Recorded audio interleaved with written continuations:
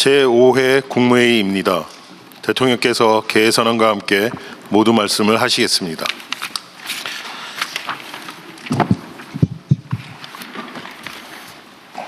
제5회 국무회의를 시작하겠습니다.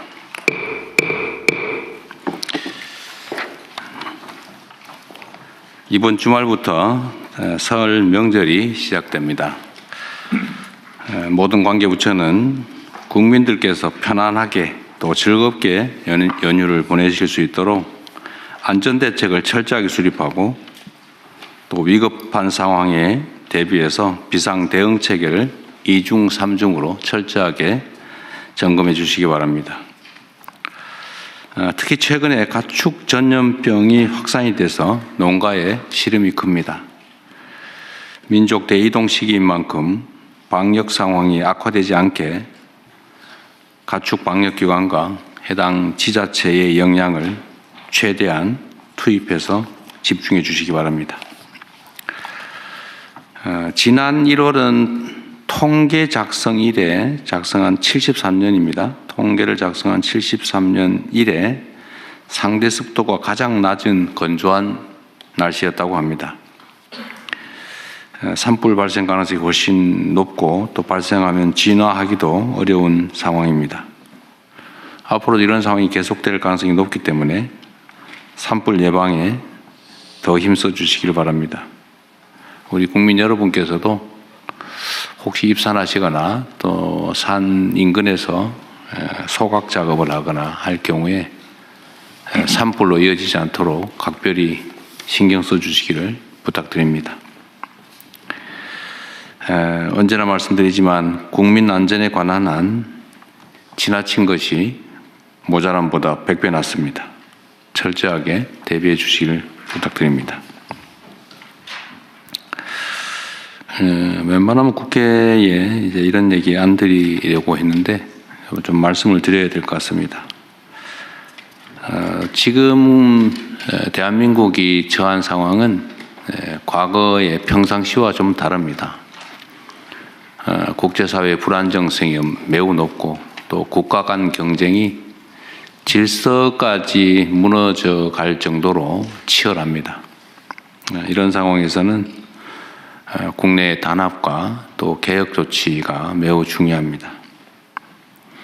국제 질서의 변화, 또 인공지능 같은 기술 진화 속도가 우리의 예측을 훨씬 넘어서고 있는 상황입니다.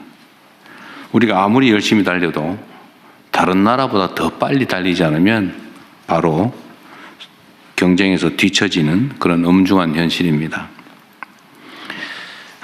현재와 같은 입법 속도로는 이런 국제사회의 변화에 능동적으로 대처하기가 매우 어렵습니다. 외국과의 통상협상 뒷받침, 또 행정규제 혁신, 대전환을 위한 동력 마련, 이런 목표를 이루기 위해서는 대한민국 경쟁력 강화를 위한 각종 입법이 참으로 절실합니다. 여야를 떠나서 주권자 국민을 대리하는 공복으로서 하나된 힘을 발휘하는 국익우선 정치를 부탁드립니다. 특히 대외적 관계에서는 더욱 그렇습니다. 정부도 시급한 입법을 위해서 국회에 더 적극적으로 설득하고 부탁드리고, 제가 전에 노동부 장관께도 말씀드렸던 것처럼 지금 사람들이 죽어가고 있는데 현장에서 가서 빌더라도 입법을 좀 신속하게 할 수 있도록 해주시기 바랍니다. 다른 부처들도 각별히 유념해 주시기 바랍니다. 이상입니다. 이후 회의는 국무총리께서 진행해 주시겠습니다. 네, 저도 간단히 한 말씀 드리겠습니다. 여야 정당의 청년위원장과 정부가 함께 청년정책관계 장관회의를 열었습니다. 처음 있는 시도입니다. 이런 정책 협치 시도를 다른 분야로도 넓혀 가겠습니다. 이번 국회에서 최대한 많은 법안들이 통과될 수 있도록 장관님들께서 적극 뛰어주시기를 부탁드립니다. 저도 여야 의원님들과 지도부를 만나서 노력하겠습니다. 오늘 회의는 먼저 현안 토의부터 시작하겠습니다. 돌봄 사업 국가 책임 강화 방안에 대해서 보건복지부 그거 하기 장관. 전에 몇 가지 간단한 얘기부터 먼저 좀 하겠습니다. 오늘 혹시 저 집값 관련된 보고가 있나요? 전에 했던 임차인 대책 얘기 있습니까? 대통령께 일단 보고는 올려드렸어요. 처음 서면으로 봤는데 오늘 그냥 이따가 필요하면 얘기하시죠. 네네, 제가 그렇게 하겠습니다. 그건 별도로 자료 준비는 안 하신. 네, 제가 구두로 되지 뭐 간단하지. 네, 그대로 말씀드릴게요. 몇 가지 중요한 결정만 하면 되니까요. 그럼 집값 얘기 좀 이따 하고.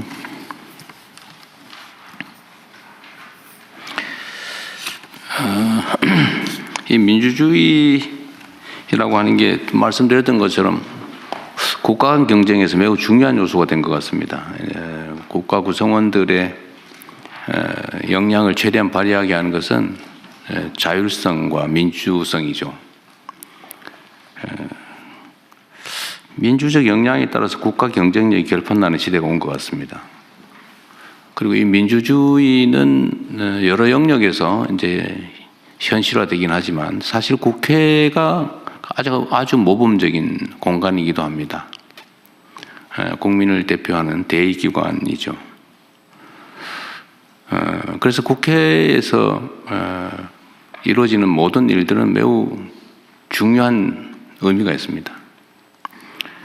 그리고 민주주의에서는 팩트가 중요하죠. 예를 들면 사람은 주어진 정보에 따라 판단하는 존재인데 가짜 정보가 주어지면 제대로 된 판단을 하기 어렵고 그게 결국은 주권자들의 주권 행사에 왜곡을 가져옵니다. 그래서 민주주의에서는 팩트가 중요해요. 그래서 물론 언론도 그런 측면에서 존중받죠. 정론직필하는 게 언론의 본질적 기능이고 그게 민주주의 발전에 크게 기여하기 때문에 하여튼 제4부라고 입법행정사법에 의한 제4부라고 평가되기도 합니다. 인정받고 보호받고 또 그 점에 따른 혜택을 누리죠. 물론 그만큼의 책임도 져야 될 겁니다. 그런데 제가 뭐 얘기를 길게 하는 이유는 이 국회에서 의사결정을 할 때 진실이 무엇이냐, 팩트가 뭐냐를 발굴하기 위한 각종 행위를 합니다. 예를 들면 뭐 청문회든 국정조사든 뭐 이런 활동을 하죠. 그런데 이게 최근에 제가 보니까 국회의 권위가 훼손될 만큼 명백한 거짓말을 하거나 아니 뭐 이유도 없이 출석을 안 해서 국회의 권위를 무시하거나 이런 게 너무 많은데 이거는 그게 뭐 여에 유리하든 야에 유리하든 그건 중요하지 않습니다. 국가의 핵심 기구로서의 헌정 질서를 구성하는 핵심 기구로서의 국회의 권위에 관한 문제죠. 국회 위증 고발 사건들이 너무 적체되고 있는 것 같은데 이 국회 위증 고발 사건에 대해서는 그게 진실인지 허위인지 정당한지 부당한지를 신속하게 가려줘야 이 국회가 국회로서의 역할을 하는데 도움이 될 것 같아요. 각별히 좀 챙겨봐 주시기 바랍니다. 그리고 이거는 뭐 별건 아닌데 제가 국무회의 방에 제가 올려놨던 건데 보통교부세 산정 얘기 있잖아요. 행안부 장관께서 검토하셨어요? 예. 제가 저 답변을 올려드렸는데 그래? 예. 아직은 내가 못 본 것 같은데. 네네. 하여튼 이것도 이제 우리 국민 여러분께서 관심을 가질 만한 사안이라서 간단하게 말씀을 드리면 이제 정부가 이제 세부 국세 세입으로 들어온 것 중에 21.몇%인가요? 네, 19.24%. 19.24%를 떼가지고 지방 정부에 이렇게 나눠주는데 이거 보통 교부세라고 하죠. 이걸 어떤 기준에 따라서 어느 지방 정부에 얼마를 줄 거냐를 정리하는 기준이 있죠. 네, 그렇습니다. 근데 그게 너무 복잡해가지고 알기가 어렵다. 결국은 복잡하다 보니까 자의라고 하는 게 마음대로 하는 그런 요소가 개입할 수가 있다. 그러니까 공정하지 못하다, 의심받는다. 그러니까 차라리 이걸 앞으로는 기준을 정확하게 입력을 해가지고 네. 기계에 맡겨라. 뭐 그런 주장이 있는 거예요. 네네. 뭐 일면 타당성이 있어서 공무원도 그거 계산하려면 머리 아플 거고 뭐 그게 권력이기도 하지만 이걸 자동화하는 게 어떻겠냐 그 말이었어요. 좀 어땠어요 검토 결과는? 예, 제가 검토한 결과 이제 문제 제기한 만큼 그렇게 불투명한 것은 아닙니다만 이제 방식이 좀 복잡하다 보니까 그리고 이제 결과만 공개가 되다 보니까 그런 의심을 그렇죠. 과정과 기준이 공개가 안 되고 있죠. 예, 그래서 그 시스템을 개선해서 미리 이 자신이 자기 지방 정부가 어느 정도의 교부세를 받을 수 있는지 미리 산정해 볼 수 있을 정도로 기준을 공개하고 그걸 엄정하게 직접 계산해 그대로. 볼 수 있고 그렇게 하면 될 것 같아요. 자기한테 온 게 정확하게 계산됐는지도 확인해 볼 수 있게 그렇게 시스템을 개선해 나가. 그렇게 해도 문제 없는 거죠. 예, 그렇습니다. 객관적 기준에 의한 거니까. 객관적 기준으로 해오고 있는데 이제 그러니까 공개가 안 되는 계산 과정이 있다 보니까 그런. 뭐든지 이 공개를 안 하니까 의심을 사는 거죠. 네네, 그렇습니다. 행정은 공개가 원칙이니까 예. 투명하게 공개하시고 가능하면 이제 그 주관적 평가 요소가 그건 없죠. 없습니다. 다 객관적 요소죠. 네네. 그러면은 뭐 아예 기준도 공표하고 자동화해도 되겠네요. 네네. 예, 그렇게 하십시오. 예. 이걸 수십 년 동안 이 지적을 했는데도 지금까지 안 고쳐지고 있었던 것 같습니다. 예. 이거 계산하려면 머리 아픈데 그 직원들 그거 하지 말고 딴 거 하라 그러세요. 계산도 사실 컴퓨터로 하고 있는데요. 하고 있어요. 사스 통계 시스템으로 하는데. 그래요? 예. 그래 뭐 안 보여줄 이유가 없죠. 네네. 그다음에 그 법무부에 이거 보셨는지 혹시 모르겠는데 지금 광역형 비자라고 하는 거를 지방 광역 정부에 주고 있죠. 지금 시범 사업 시작. 시범 사업으로 뭐 하고 있는 것 같더라고요. 울산이 하고 있는 것 같아요. 예, 그렇습니다. 제가 저번에 울산 타운홀 미팅 갔더니 그런데 제가 그때 들은 얘기로는 울산의 조선업 분야의 노동자를 구하기 어려워서 뭐 조선이 세계적 화랑이고 우리나라가 뭐 세계 1위의 뭐 엄청난 나라라고 하는데 조선 노동자를 못 구해가지고 심지어 정부도 아니고 지방 광역 정부에게 비자 발급권을 줘가지고 네네. 그래서 외국 노동자를 데려오게 해놨다. 그래서 결국은 울산 시장께서 그때 나오셨던데 그때 했는데 4,300명인가 뭐 4,000 몇백 명을 이제 들어왔다고 했고 예, 전체 인원이고요. 이제 들어온 게는 한 제가 알기로는 한 7, 800명 정도 들어온 게 정확한 수준인지 기억이 안 나는데. 어쨌든 그때 들은 얘기가 4,400명이라고 그러고 임금은 220만 원을 주고 있다고. 그래서 제가 그 얘기를 듣고 사실은 세부 내용을 몰랐는데 그게 외국인 노동자 220만 원 주고 채용을 해가지고 일을 하면 국내 노동자 일자리는 어떻게 되며? 네네. 우리 입장에서 보면 그 최저임금을 주고 있는 것 같은데. 네네. 그게 앞으로 조선산업 발전에 도움이 되냐? 그 사람들이 계속 숙련공으로 성장해서 중간 기술자로 그 성장을 해야 하고 생태계 유지될 거 아니에요? 네네. 근데 이 사람들 해가지고 뭐 한 1년 일하다 가버리고 또 220만 원 주고 쓰다 가버리고 이게 문제가 있는 것 같다라는 생각이 내가 얼핏 들었는데 나중에 보니까 요 비자로 들어온 게 4,000명이 아니고 허용 인원이 400 몇십 명이었고 그러니까 팁을 그것만 준 거예요. 근데 그 중에 88명인가가 네, 이제 됐다고 그러더라고요. 그런데 제가 드리고 싶은 말씀은 이게 과연 바람직하냐 이게. 고용 문제나 이런 거는 국가적 과제인데 예. 특정 지역에 그 비자 발급권을 줘가지고 그 지역에 필요한 노동자들 데려다 써라 이래버리면 국가적 통제 관리가 되겠냐 그 의심이 갑자기 들었어요. 네네.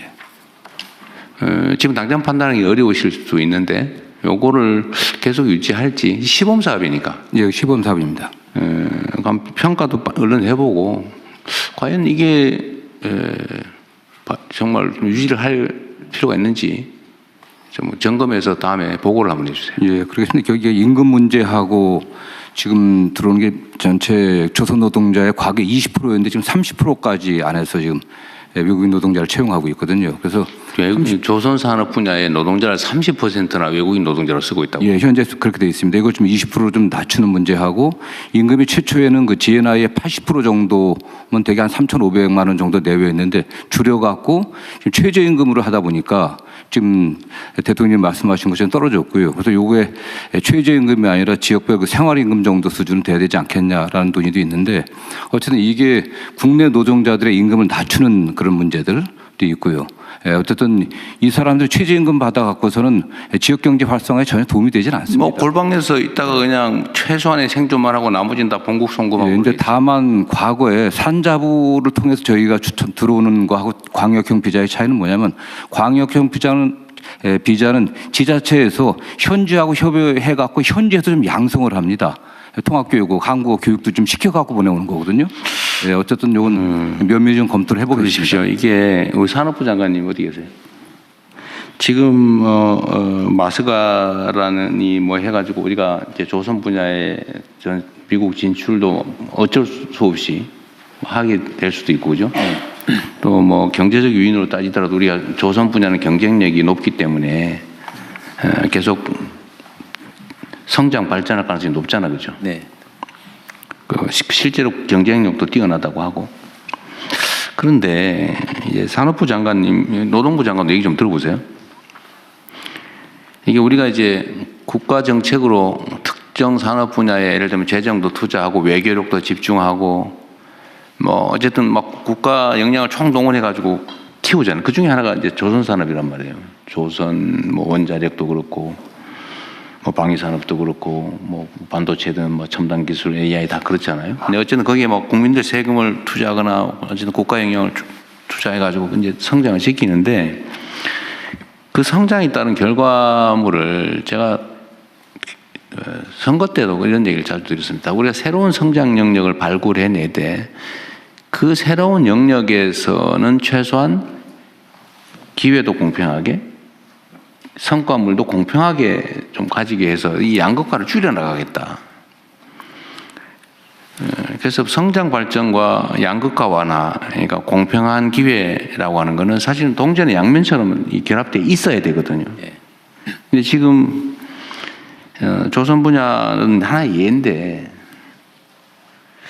이런 식으로 이거 외국인 노동자 데려다가 막 최저임금으로 이렇게 국내 일자리 대체하고 그러면 지역 경제도 나빠진다고 막 항의하고 그래서 이 경쟁력을 가져가지고 그러면 이게 우리가 성장의 과실은 상층의 일부가 독식하고 나머지 밑에는 더 어려워지고 이렇게 되잖아요. 이거 이러면 절대 안 되거든요. 예, 맞습니다. 근데 조선업이 하게 된 데는 불과 얼마 전까지만 하더라도 중국과의 이 경쟁 때문에 굉장히 어려운 상황이어가지고, 근데 마침 이제 대통령께서 마스가를 하면서 새로운 돌파를 마련을 했습니다.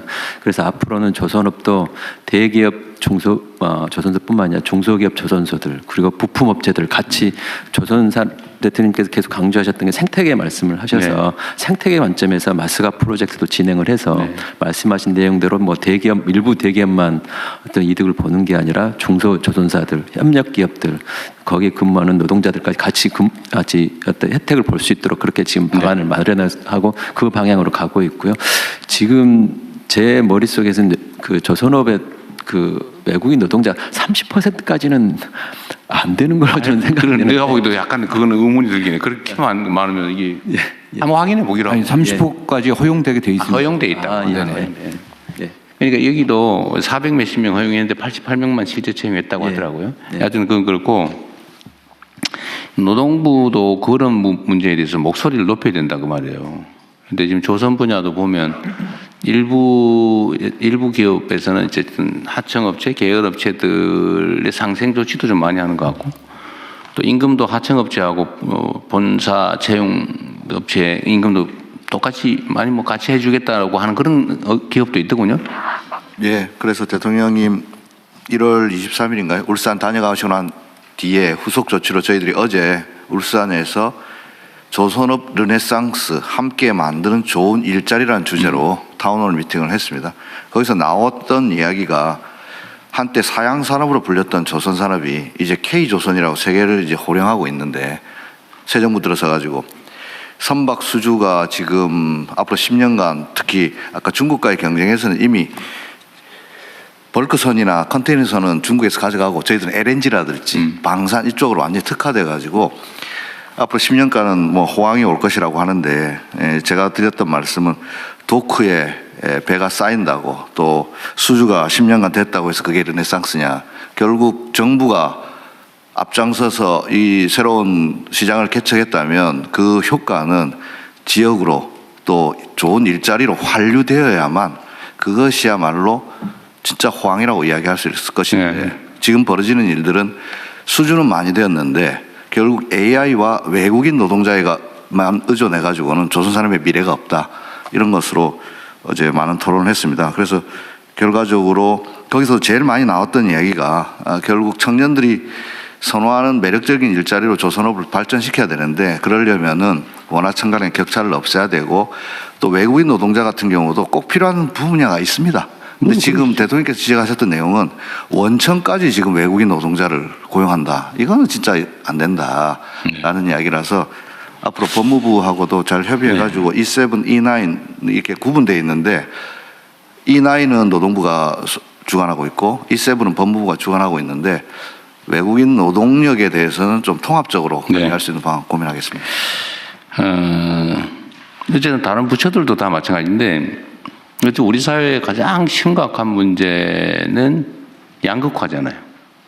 이 우리가 가진 자원이라고 하는 게 한정적인데 이거를 한쪽에서는 감당하지 못할 만큼 많이 가져가 썩고 있고 한쪽에는 없어서 기회를 아예 누리지도 못하고 방치되고 이러면 그 사회가 가진 자원 기회가 효율적으로 제대로 다 못 쓰여지니까 당연히 저성장할 수밖에 없잖아요. 그럼 이 공평하게 기회를 나눠 갖는 게 우리가 뭐 사회주의 하자는 건 아니지만 상식적으로 제도적으로 가능한 범위 내에서는 그렇게 만들어야 되잖아요. 그래서 기업이 발전하고 산업이 발전하면 거기에 종사하는 사람들도 동시에 또 중소기업도 동시에 혜택도 누리고 기회를 누려야 이게 활발하게 생태계가 만들어지잖아요. 그리고 지금은 전 세계적인 경향인데 이 수평적인 생태계가 아닌 수직적인 조직 구조로는 경쟁이 안 됩니다. 잠깐은 효율적일지 몰라도 길게 보면 창의성 부족으로 자발성과 창의성이 부족해서 경쟁에서 이길 수가 없어요. 지금 증명되고 있잖아요. 그래서 조선 분야뿐만 아니라 뭐 다른 분야도 다 마찬가지죠. 근데 특히 조선 분야가 이게 사이클이 호황 불황이 워낙 크다 보니까 이 고용 안정성 문제도 관련이 있어요. 그러니까 이게 한번 고용을 하면 그냥 불황기에도 그냥 끌어안고 있어야 된다고 하니까 아예 안 쓰려고 그러고 다 비정규직하고 하청 주고 하청 업체도 이 불황 때문에 어떡하냐 그래 또 하청 주고 그래가지고 무슨 물량팀인가 뭐 이런 거 있죠. 물량팀. 그러니까 제한, 이 불법 있을 때만 제한. 도급하는.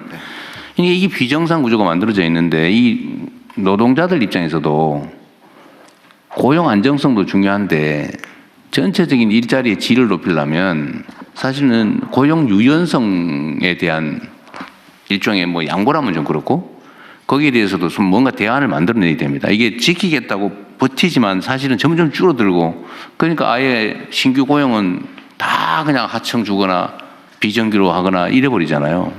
그러니까 이것도 언젠가는 사회적 대화를 통해서 대타협을 하든지 해야 되는데 지금 당장은 어렵긴 하지만 그래도 방향은 그렇게 잡고 가야 된다. 네, 그래서 저희들이 어제 결론 아닌 결론으로는 조선업 르네상스를 정말로 실현하기 위해서는 노사정 또 지역 상공인 포함해가지고 사회적 대화를 통해서 정말로 어떻게 우리 조선 산업을 이렇게 낼 것인가. 대통령 말씀처럼 기업의 산업부 장관 말씀처럼 기업의 어려움은 지금은 호황이라고 하지만은 또 언제 이 수주 산업이기 때문에 또 급락할지 모른다는 두려움이 있는데 그래서 제가 그렇게 말씀드렸습니다. 우리 부산, 울산, 동구든 거제든 우리 중공업, 우리 조선사라고 말할 수 있도록 평상시에 호황일 때 우리가 지역 경제에 기여했고 좋은 일자리를 만들었다고 하면 불황이 오더라도 아마 노동자들도 상인들도 우리 조선소 살리자고 나설 것이다. 자기 회사 망하게 하는 노조는 없기 때문에 그런 차원에서 거버넌스 형성이 중요하고 문제 제일 중요한 건 신뢰 구축이 중요한 것 같습니다. 그래서 이번에 물 들어올 때 노저라고 좋은 기회가 왔을 때 서로의 입장을 이해하면서 조선 산업을 우리 대한민국의 새로운 신성장 동력으로 만들기 위해서 노사가 한 발씩 양보하고 또 정부도 적극 지원할 것을 또 어제 말씀드렸습니다. 어쨌든 얘기가 많이 옆으로 새긴 했는데 하여튼 우리 사회의 중요한 해결해야 될 과제 중에 하나가 지키자고 하는 게 결국은 더 많이 잃는 결과가 오는 경우가 많아요. 대통령님, 조금 전에 사이클 관련 고용 안전성 말씀해 주셨는데요. 차체에 대통령님께서 말씀하신 고용 유연성 이슈가 몇 번 말씀을 해 주셨는데 지금의 말씀하신 것처럼 기업 입장에서는 고용 관련된 이 경직성 이슈가 워낙 크다 보니까 맞습니다. 고용을 하고 싶어도 못하는 경우가 많아서 말이 대통령님께 하도를 꺼내셨으니까 저희 산업부하고 고용부가 안정성뿐만이 아니라 유연성에 관련해서 같이 가져야 기업들 입장에서 균형을 잡을 수 있을 것 같습니다. 한쪽만 가기보다는 그렇게 한번 같이 들어보도록 하겠습니다. 그러니까 나도 얘기한 김에 한 번 더 하면 이게 사회적 대화위원회가 해야 될 제일 중요한 일인데 입장이 딱 그렇더라고요 보니까. 노동자들 입장에서는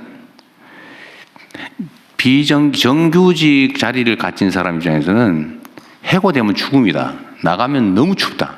얼어 죽는다. 소위 사회 안전망이 너무 취약하고 다시 재취업 가능성도 없고 정규직과 비정규직 격차가 너무 크다 보니까 절벽 위에 서 있는 그런 느낌인 거죠. 악착같이 지키는데 물론 그 사람들은 지키겠죠. 근데 문제는 기업 입장에서는 저 한 번 정규직으로 뽑아놓으면 절대로 저거를 뭐 불황에서도 대응해서 내보내거나 안 되니까 다시는 안 뽑는다는 거예요. 정규직을. 기업 입장에서도 이해되는 바가 있잖아요. 노동자 입장에서 이해되는 바가 있잖아요. 그럼 이게 또 악순환이 계속되고 있는데 이거 어떻게 할 거냐. 결국 안전망이 가는 문제죠. 그래서 제가 계속 정규직이나 비정규직이나 보수가 오히려 비정규직이 더 많아야 된다. 다른 나라처럼. 그래야 그만두더라도 불안하지 않게. 그리고 뭐 실업을 하거나 이럴 경우 사회 안전망이 튼튼하다. 내가 해고되거나 아니면 직장을 고용 유연성 때문에 불안기에 그만두더라도 내가 살 길은 있다. 라고 믿어지는 거는 결국 안전망 확충이잖아요. 안전망 확충에 돈이 들잖아요. 그럼 결국 기업들이 부담해야 된단 말이에요. 그러니까 이거를 크게 보고 유연성도 양보하고 기업 입장에서 부담도 좀 늘리고 유연성을 확보하면 기업의 효율이 높아질 테니까 그럼 수입이 더 생기면 그중에 일부를 내놔야죠. 이게 크게 보고 이 대화를 해서 타협을 해야 되는데 문제는 신뢰가 없어. 아까 얘기한 대로 못 믿는 거죠. 혹시 뒤통수 치지 않을까, 배반다 하지 않을까, 이용만 해먹지 않을까. 우리 사회 대화가 부족해서 그러죠. 적대감이 너무 강해서 그냥 서로 의심하고. 그러니까 이거를 언젠가는 해결을 해야 되고 최대한 빨리 해야 되는데 그 부분도 산업부하고 사실 바로 당사자이기도 하죠. 관할 관점. 저하고 그 고용노동부 장관은 굉장히 특별한 신뢰관계가 있습니다. 두 분이라도 일단 해야지. 잘해오고 있습니다. 네. 대통령, 저도 한 말씀. 비자 관련 딱 한 가지만 부총하겠습니다. 말씀하십시오. 그 전체 조속 노동자의 30%가 아니고요. 그 과거 우리 한국 노동자들이 좀 기피했던 용접, 도장, 전기원 이 세 가지 분야입니다. 네. 거기에서만 지금 그 시범을 하고 그렇다고. 네. 뭐 그렇게 할 수 있죠. 대통령님, 저도 네, 말씀하십시오. 그 중소기업이 제일 복잡한 지역이지. 네, 그 사실은 이제 노동조합법에 가입해 있는 노동자들과 이 대기업과의 노사관계가 정리가 되면서 벌어진 문제가 굉장히 많은 조건들이 대기업에 다니는 사람들에게는 좋아졌지만 상대적으로 그걸로 인해 나온 이익의 부분들이 이 중소기업과 다른 부분에 가는 부분이 줄어든 거라고 저는 생각을 합니다. 네. 그래서 이 부분이 지금까지의 노사정 관련된 부분에서도 되게 많은 부분 대기업 노조와 그 대기업들 간의 이 타결, 그리고 그 사이에 중소기업들 관련자들이나 소상공인 관련된 부분들은 참여자의 숫자도 굉장히 적고 이러다 보니까 전체적으로 최저임금을 결정하거나 여러 가지 단계에서 대기업과 대기업 노조 간의 결정들이 오히려 영향은 중소기업과 소상공인들에게 다 미치는데 여기에 대한 입장을 낼 수 있는 자리도 내용도 이 숫자도 없다라는 부분들이 저는 지금의 문제를 그렇죠. 되게 많이 가져왔다 생각합니다. 그래서 그런 부분에서 이제 어떻게 이 유연화 관련된 얘기가 나올 때 이들의 참여도 좀 더 확대시킬 거냐라고 하는 부분도 저는 좀 같이 열어서 생각해야 된다고 봅니다. 한때는 물론 흘러간 과거의 뭐 유행가 같은 거긴 하지만 만국의 노동자여 단결하라 뭐 이런 얘기도 있었는데 뭐 그거는 사실 이상에 관한 거고 문제는 대기업의 정규직 노조 예를 들면 여기는 이제 자기 입장이 중요하니까 근데 사실은 제3 하청업체 비정규직 아니면 실업자 여기에 대한 배려를 할 수가 없는 상황인 거죠. 이제 사실 노조의 조직 형태도 여기 영향을 미치는 것 같아요. 예를 들면 기업별 노조, 그렇습니다. 정규직 노조, 비정규직 노조, 사내하청 따로 이런 것도 뭐 영향을 미치는. 그래서 결국은 산업별 노조 형태로 하고 임금 교섭도 산업 단위로 이렇게 광범위하게 해줘야 사실 그 사회가 좀 뭐라 그럴까 정상화될 텐데 너무 하다 보면 너무 밤새야 될 것 같습니다. 이제 그만해야 되겠 오늘은. 어쨌든 신뢰를 회복해서 아까 산업부 장관님하고도 머리를 맞대고 해서 제일 중요한 거는 제 느낌으로는 신뢰입니다. 기업은 기업대로 과거에 불황을 겪었던 어려움이 있는 거고 노조는 노조대로 공장 밖으로 쫓겨났다 보니까 그걸 또 안 쫓겨내려고 하는 그런 것들이 있는데 새 정부 들어서 최소한 이런 신뢰를 회복하고 또 우리 중기부 장관님 말씀하신 제가 어제 타운홀 미팅할 때 첫 번째로 모셨던 분이 지역 상인들이었습니다. 그래서 그 거버넌스에도 참여시키도록 하겠습니다. 어쨌든 뭐 오늘 여기서 계속 얘기할 수는 없는데 하여튼 제가 그 사회 발전 역량은 결국 그 사회의 민주 역량이 달려있다. 민주주의 역량이 달려있다고 하는 얘기가 사실 이런 것 때문이에요. 모든 게 결국은 각각의 개인의 권리, 인권을 존중하고 합리성을 존중하고 공정하고 투명한 이게 다 민주주의 가치잖아요. 근데 이게 제대로 좀 작동하는 그런 나라를 만드는 게 우리한테 제일 중요한 과제인 것 같습니다. 이게 각계의 의제들은 나눠져 있지만 그래서 이거는 끊임없이 또 각 부처에서도 내부적 논의도 좀 하시고 지금 노사 경사노위 그것도 구성이 됐으니까 그 대화도 좀 잘 하시고 그렇게 하십시오. 네, 그렇게 하겠습니다. 그리고 추가로 붙여서 한 말씀을 드리면 제가 그 국무위원들께 막 시도 때도 없이 막 이런저런 거 막 던지잖아요. 그러니까 뭐 보시면 뭐 이런 것까지 싶을 수도 있어요. 뭐 이런 것까지 대통령이 뭐 얘기하나 이런 생각할 수도 있는데 그 제가 나름의 이유가 있습니다. 무슨 뭐냐면 우리 사회에 이제 많은 부분들을 고쳐 나가야 되는데 비합리적인 요소가 많잖아요. 뭐 사회라고 하는 게 그럴 수밖에 없죠. 얼마나 많이 고치느냐에 따라서 얼마나 많이 앞설 수 있냐가 결판 나는 것 같아요. 모든 공동체는 그런 문제가 쌓여 있죠. 적치돼 있죠. 쌓여 있죠. 그 소위 그런 게 많이 쌓인 걸 적폐라고 그러잖아요. 그 단어의 의미가 별로 안 좋아서 제가 그 말을 잘 안 쓰는데 이게 정말 켜켜이 쌓여 있는데 이게 큰 덩어리 한 개가 아닙니다. 먼지처럼 쌓여 있어요. 작은 게 막 먼지처럼 가득 수없이 많은 게 쌓여 있습니다. 우리는 개혁 조치라고 하면 뭐 큰 거 몇 개를 드러내면 될 것 같이 생각을 하는데 그렇게 큰 거로 뭉쳐 있지 않아요. 그런 거 별로 없어요. 그런 건 우리가 대체적으로 다 해결해 나가죠. 근데 정말 먼지처럼 자잘한 게 수없이 모든 많은 영역에 잔뜩 쌓여 있습니다. 그럼 이걸 한 개씩 언제 집어내냐? 그래도 집어내야죠. 그걸 안 집어내면 안 바뀌어요. 그리고 각 분야에 예를 들면 우리 한 부처에 그 환경부 또는 에너지부에도 수없이 많은 영역이 있잖아요. 수없이 많은 사람들이 있고 엄청난 많은 지역을 관할하는데 거기에 각 분야에 요만큼씩 쌓여있는 걸 합치면 엄청난 양인 거예요. 그럼 이걸 대체 어떻게 처리하냐. 그럼 대통령 혼자서 그걸 맨날 뭐 언론에 나는 거 댓글에 나오는 거 누가 뭐 메시지 보내는 거 이런 거 제가 눈 터지게 봐가지고 이것도 고쳐야지 저것도 고쳐야지 하지만 이거 그렇게 해가지고는 다 드러낼 수는 없죠. 그래서 제가 여러분들한테 그걸 보내드리는 이유는 여러분도 그렇게 하라는 거예요. 여러분도 그렇게 하고 여러분도 그 실장 국장들한테 보내고 실장 국장들도 과장들한테 보내고 과장들은 저 동네 단체들한테 보내고 이렇게 전 공무원들이 100만 명이 다 진짜 진심을 다해서 하면 쉽게 빨리 할 수 있겠죠. 그래서 이 개혁이라고 하는 게 사실 어려운 거죠. 엄청 부지런해야 되고 그럼 한 방에 뭐 혁명적으로 그런 게 어디 있습니까? 또 그건 너무 충격이 크고 출혈이 많아서 안 돼요. 충돌이 많아. 사회 갈등을 너무 많이 유발해요. 작은 거, 할 수 있는 거. 이거를 정말 손발이 안 보일 정도로 정말 시도 때도 없이 치열하게 해줘야 됩니다. 그래야 변화가 있죠. 그래서 제가 티끌모아 태산이라는 말을 되게 좋아하는 편인데, 빗방울이 모여서 바다가 된다.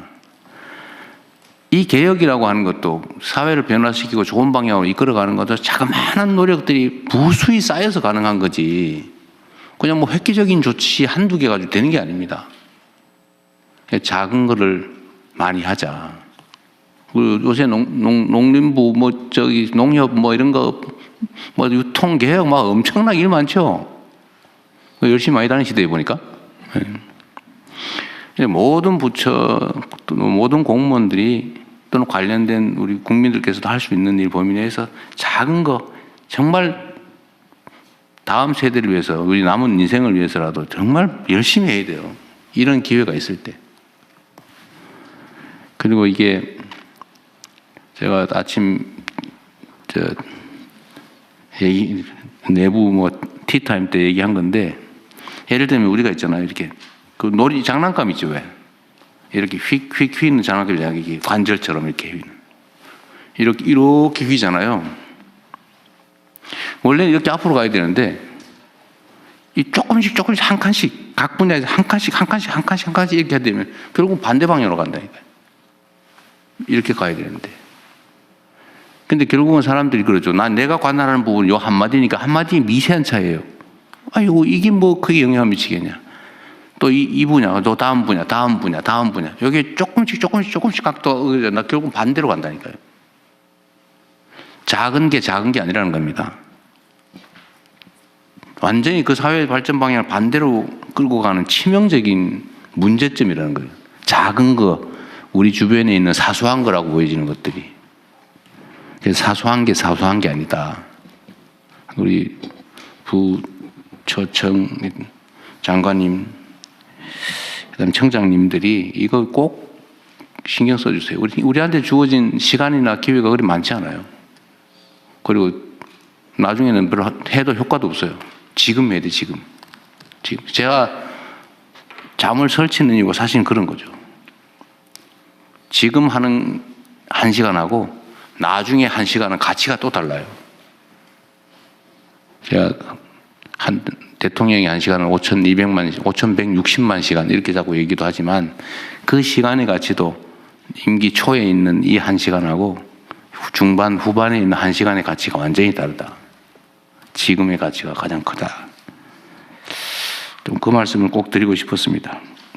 뭐 다들 열심히 하고 계신데 주마 가편이라고 조금 더 잘하자, 그 말이에요. 네. 오늘 너무 말이 많았네, 이거. 죄송합니다. 제가 대통령님 여러 가지 하신 말씀 중에 좋은 말씀을 많이 비교적 들은 편인데, 오늘 티끌모아 태산 같은 개혁, 이거는 그 굉장히 와닿는 게 많고 평소에 하셨던 말씀의 어떤 일관된 맥락을 느끼는 것 같아서 다들 티끌을 잘 찾아내시기 바랍니다. 근데 경험적으로 그게 효과가 있는 게요. 제가 SNS 하잖아요. 한 명씩. 그게 엄청난 에너지로 모이는 거예요. 그 전에 제가 왜 이걸 새벽에 보내시나 했는데, 그것도 꼭 외국 나가셔서 시차를 못 느끼니까 네. 제가 그걸 하고 있더라고. 제가 나가서 우리 부처에. 그러니까 저희가 다들 그렇게 선한 전염이 돼가지고 네. 아주 좋겠습니다. 오늘 오후에 지금 대정부 질문이 있어서 아마 장관님들 마음들이 조금 급하신 분들 몇 분 계실 것이기 때문에 지금 복지부 장관님, 교육부 장관님 순서대로 발제해 주셔야 되는데, 일단 저거부터 먼저 하죠. 간단하게. 집값 얘기부터. 어떻게 그 세입자 대책 어떻게 하기로 했어요? 예, 유예기간 문제를. 예, 지난번 메모를 한번 해볼게요. 국무회에서 보고드린 것처럼 다주택자 그 양도세 중과유예는 이번에 확실하게 5월 9일까지인데. 예, 대통령 아마는 없습니다. 아마 없어요? 아마 없습니다. 아마 없어졌네. 네, 없어졌어요. 그래서 지난번 보고드린 것처럼 기본적으로는 이제 5월 9일자 계약까지는 하셔야 됩니다. 좀 서둘러 주시기 바라고요. 지난번 제가 보고드릴 때는 이제 강남 3구하고 용산은 3개월 기간을 주는 걸로 했는데요. 일반적으로 이제 토지 거래 허가 구역은 그 허가를 받은 날부터 4개월이라는 그런 국민들의 의견이 있었어요. 그래서 이 부분은 합리적으로 지금 4개월로 하는 방안도 검토 중에 있다는 말씀을 드리겠습니다. 4개월 그러니까 네. 원래 조정구역 먼저 네. 지정된 데는 5월 9일로부터 계약하면 5월 9일 날 계약하면 네. 잔금하고 등기는 4개월 이내에만 하면 된다. 네, 그렇게. 거기가 2번. 네. 그다음 두 번째 그 이외 지역은 종전처럼 6개월로 하도록 하겠습니다. 계약한 후에 6개월 안에 잔금 또는 등기를 하시면 되겠습니다. 그리고 국민들께서 가장 관심이 높으신 게 집을 하나 내가 몇 채 들고 있는데 다 전세를 주고 있다. 내가 당장 못 들어가는데 어떻게 하느냐. 그래서 이런 국민들의 애로를 감안해서 그다음에 시장의 상황을 감안해서 그 임차인이 임대하는 기간 동안은 실거주 의무를 유예하고 그 임차 기간이 다만 끝나면은 반드시 실거주를 하셔야 됩니다. 그래서 이렇게 해서 국민들의 걱정을 들어드릴까 합니다. 그래서 이것은 모두 정리해서 네. 건물이 이제 주택이 세입자가 있을 경우에 세입자의 계약 기간 동안은 세입자가 안 나가면 방법이 없으니 네. 그 합법적인 세입자의 계약 기간까지는 실거주하지 않고도 그때까지 그 세입자 기간까지만 입주하면 된다. 네, 꼭 끝나고 나서만 입주하면 된다. 네. 그러니까 소위 그 짧은 기간에 일종의 뭐 갭 투자는 아니고 예. 하여튼 비거주해도 된다. 예. 국민들의 근데 어려움. 그것도 무제한도 임대 기간이나 100년이다 이러면 아닙니다. 요즘은 임대기간 그거 남은 그 첫 번째 임대기간이고 연장까지 임대 계약을 난 5년 해놨다고 못 할 건데. 보통은 2년이니까. 그럼 그것도 한도를 정해요. 예, 2년으로 하겠습니다. 2년. 5월 9일로부터 2년 이내에만 네. 실제 입주하면 된다. 네네. 그럼 허가 조건도 이제 우리가 네. 지침을 내려서 바꿔주면 되는 네, 거죠. 그렇게 지침을 개정. 세 번째, 세입자가 있는 주택은 최대 2년 범위 내에서 5월 9일로부터 그 당해 계약의 만기까지 네. 계약 기간까지 입주하면 되는 조건으로 계약하면 된다. 네, 그렇습니다. 그래서 이번 주에 시행령을 빨리 개정해서 이런 식으로 할 겁니다. 확실하게 하도록 하겠습니다. 확실하게 하도록 하겠습니다. 들어가자. 대통령과 함께 들어가도록 하겠습니다. 근데 부총리님 네. 아까 여기 의견 좀 말씀하십시오. 예, 세입자가 있는 경우에 예외적으로 허용하는 경우도 네. 부처 내 의견은 무주택자가 이렇게 하려고 할 경우만 허용하고 네, 그렇게 그것은 이렇게 정리됐잖아요. 됩니다. 집을 그러면은 제가 이제 다주택자고 집을 팔게 되면은 이 사는 사람은 무주택자라야 됩니다. 왜냐 그러면은요.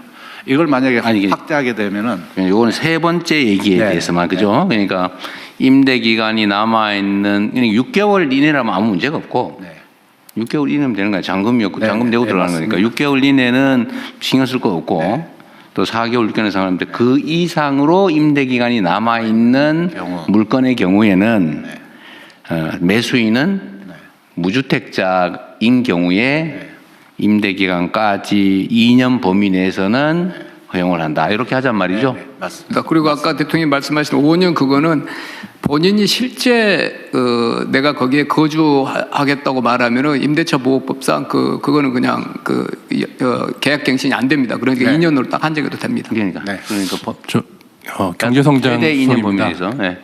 저기 그 발표일로부터 2년으로 지금 돼 있습니다. 그러니까 5월 9일로부터 2년이 아니고 이 정책을 발표한 날부터 2년 이렇게 지금 그렇지. 것이 그때 새로 세를 주진 않으니까. 네, 그렇습니다. 지금 다시 세를 주고 하는 이런 거는 발표 언제 할 건데요? 발표 이번 주에. 이번 주에 네, 공식 그럼 이번 주로부터 2년 범위 내에서 네네. 세입자 문제는 복잡하네. 그러니까 해당되는 사람만 이해하면 되고 이게 이제 중개업자들이 머리 아프시긴 하겠네요. 정확하게는 아마 이제 재정경제부에서 아마 자세하게 정리를 해서 1단, 1사안, 2사안, 3사안. 네네. 대충 말씀대로 1, 2, 3, 4. 이 조정교육 조기 지정된 데는 5월 9일부터 4개월. 이제 9월 9일까지 잔금 내면 된다. 그 외에 지역은 조정 지역은 11월 9일까지로 하고 그 외에 세입자가 있는 경우에는 발표일로부터 2년을 최대 범위로 해서 무주택자가 사서 그 기간 안에 들어가면 그것도 다 허가해 준다. 그렇게 되겠습니다. 그럼 됐고요. 네. 그다음에 이 얘기 나온 김에 이건 됐고 그러니까 매입 임대 등록된 주택, 다주택도 두 종류가 있잖아요. 그냥 내가 다주택인 경우하고 임대주택 등록을 하고 사업자 등록을 하고 하는 다주택하고 있는데 임대주택 등록을 하고 다주택인 경우에는 어쨌든 8년 임대해야 된다. 뭐 기간 제한도 있고 뭐 연 5% 제한도 있고 그 대신에 이제 취득세 깎아주고 종부세 그다음에 재산세 깎아줬고 양도세도 다주택 중과에서는 제외해줬다. 그죠? 근데 이게 지금 제가 보니까 좀 문제가 뭐 오피스텔이니 뭐 이런 연립주택 모르겠는데 수요가 많은 아파트의 경우는 이게 1년이 있는데 그 제도 자체가 그 8년이 지났어요. 의무임대 기간이 지났어. 근데 일정 기간이 아니고 그것도 무제한으로 뭐 100년이고 1000년이고 또 중과도 안 하고 그럼 그때 샀던 사람은 300채, 500채 막 가진 사람도 많던데 그거는 양도세 중과 없이 뭐 한 20년 후에 팔아도 되고 막 이렇게 되잖아요. 네, 그렇게 현재는 되고. 그건 좀 문제가 있죠. 그것도 일정 임대가 종료되고 나서 일정한 기간 내에 팔아야지만 그 제한 기간을 정해야 될 것 같아요. 정하도록 하겠습니다. 적정한 기간을 정하고 그 후에는 일반 주택처럼 똑같이 그렇게 하고. 하도록 하겠습니다. 하여튼 예측 가능한 사회가 돼야 되는데 그다음 정당한 노력을 한 사람들이 정당하게 보상받는 사회가 돼야 되는데 하여튼 이런 비정상적인 요소는 최대한 발굴을 해놓으면 좋겠어요. 그래서 제가 아까 그 제도 개선을 할 때 각 부처에서 좀 노력을 해달라고 하는 게 하여튼 곳곳에 조금씩 이런 요소들이 있어요. 비정상적이거나 아니면 부당하게 누구한테만 유리하거나 막 이런 것들을 다 좀 찾아내가지고 부처에서 할 수 있는 건 하고 안 되는 건 국무회의에 가져오시고 필요하면 입법으로라도 바꿔야죠. 그게 진짜 일이죠. 그래서 쉬운 일부터 먼저 하자. 쉽고 간단한 일부터 빨리 하자는 이유가 이런 것만 하자도 엄청나게 많습니다. 각 분야에 이렇게 법률을 안 고치고 그냥 방침만 바꿔도 되는 일이 무수히 많아요. 그거를 뭐 이때까지도 열심히 했을 걸로 생각은 되는데 일단 다 좀 찾아내가지고 좀 모여서 브레인스토밍도 좀 하시고 의견들을 좀 들어서 또 그 이해관계자들 의견도 듣고 또는 뭐 시민단체든 아니면 우리 국민들 의견도 최대한 모아가지고 할 수 있는 작은 것부터 빨리빨리 고쳐나가도록 하십시오. 이제 자리도 좀 다 잡았잖아요. 그죠? 이런 것도 저도 이렇게 맨날 이거 고민해요. 이거 어떻게 하면 이거 맨날 그 찾아내는 게 일인데 여러분도 각 소관 분야에서는 이렇게 해주시기 바랍니다. 예. 빨리빨리 진행합시다. 말이 너무 많았네. 잠깐만요. 이게 좀 주제가 많은데 어떻게 해야 될까 모르겠어요. 간략 복지부 장관님, 합시다. 교육부 뭐, 장관님 일단 한번 시작해 보시죠. 네. 가급적 압축적으로 해주시기 바랍니다. 조금 진행해 보면서 시간 조정하겠습니다. 네. 어디부터 하는 거예요? 복지부 장. 네, 돌봄 사업 국가 책임 강화. 네, 복지부 장관입니다. 지역사회 통합 돌봄을 위한 국가 책임 돌봄 체계 구축에 대해 보고드리겠습니다. 돌봄은 국가의 역할이 필수적인 영역으로 어르신, 장애인, 환자, 영유아, 초등 5대 분야 돌봄에 대한 국가 책임을 강화하는 것이 필요합니다. 보건복지부는 어르신, 장애인에 대한 지역사회 통합 돌봄과 간병 부담 경감 방안을 보고드리겠습니다. 먼저 어르신, 장애인에 대한 지역사회 통합 돌봄입니다. 올해 3월 27일부터 의료 요양 등 지역 돌봄의 통합 지원에 관한 법률이 시행되면서 지역사회 통합 돌봄을 전국에서 시행합니다. 주요 내용입니다. 대상자는 일상생활 유지가 어려운 65세 이상 노인과 장애인을 지원하고 정신질환자로 확대해 나가겠습니다. 시군구 통합돌봄 전담 조직과 읍면동 창구를 중심으로 통합조사 신청부터 조사 계획 수립, 서비스 연계까지 지방정부가 총괄하는 지역중심 전달 체계를 구축합니다. 재택의료, 장기요양, 일상돌봄 등 기존 제도를 통합 연계하고 퇴원 환자 집중 지원, 방문재활, 방문영양 등 신규 서비스와 지역 특화 돌봄 서비스를 더해서 제도의 빈틈을 보완하겠습니다. 서비스 기반이 취약한 농어촌, 도소지역에서는 공공의료기관과 사회서비스원 등 공공자원을 보다 적극적으로 활용하여 사는 지역에 따라 돌봄 수준이 차이나지 않도록 하겠습니다. 다음입니다. 통합돌봄 준비 상황입니다. 중앙정부는 예산, 조직인력, 정보시스템, 거버넌스 등 제도 기반을 마련하였습니다. 통합돌봄 예산을 914억 편성하였고 지방정부 전담 인력의 기준 인건비를 5,346명 배정하였으며 인건비 일부를 국비 지원할 예정입니다. 고령화 율과 의료 취약지 여부를 고려해서 지역 서비스 확충 예산을 차등 지원할 계획입니다. 지방정부는 조례제정, 전담 조직 구성, 인력 배치 등 운영 기반을 갖추고 대상자 신청 발굴부터 서비스 연계까지 시범 운영을 통해 3월 본사업을 준비하고 있습니다. 협조 요청 사항입니다. 인프라와 경험이 부족한 농어촌, 도소지역 등은 준비에 어려움을 겪고 있어 돌봄 보장을 위해 전담 인력을 확보하고 역량 격차를 줄이는 지원이 필요합니다. 행정안전부에는 지방정부가 배정된 기준 인건비를 차질 없이 정원에 반영하여 신속하게 선발 배치하도록 독려를 부탁드리고 이행 점검을 함께 해주실 것을 요청을 드립니다. 주거, 농촌 등 생활 인프라가 통합돌봄과 긴밀히 연계되도록 국토교통부에는 매입 임대와 고령자 복지주택을 활용한 중간집 등 주거, 돌봄 연계 모델 확산을 요청드립니다. 농림축산식품부에는 농촌 돌봄 농장, 돌봄 공동체 등 기존 사업과 연계한 농촌형 통합돌봄 확산을 요청드립니다. 향후 계획입니다. 본사업 시행 전까지 지방정부의 조직인력 배치 현황을 집중 점검하고 준비가 미진한 지역은 교육과 현장 방문 등을 통해서 지원을 강화하겠습니다. 3월에 로드맵을 발표할 예정이고 이후에는 5개년 기본계획을 통해 지역 중심 통합돌봄 체계가 현장에 안착되도록 추진하겠습니다. 다음으로 간호간병 서비스 확대 및 간병비 부담 경감 정책 추진 상황입니다.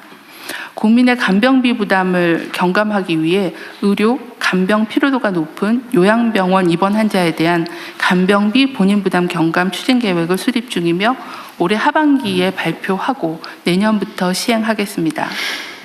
급성기 병원의 입원 서비스의 질을 높이기 위해 간호간병 통합 서비스를 시행하는 병원을 확대하고 중증 환자에 대한 서비스도 계속 개선해 나가도록 하겠습니다.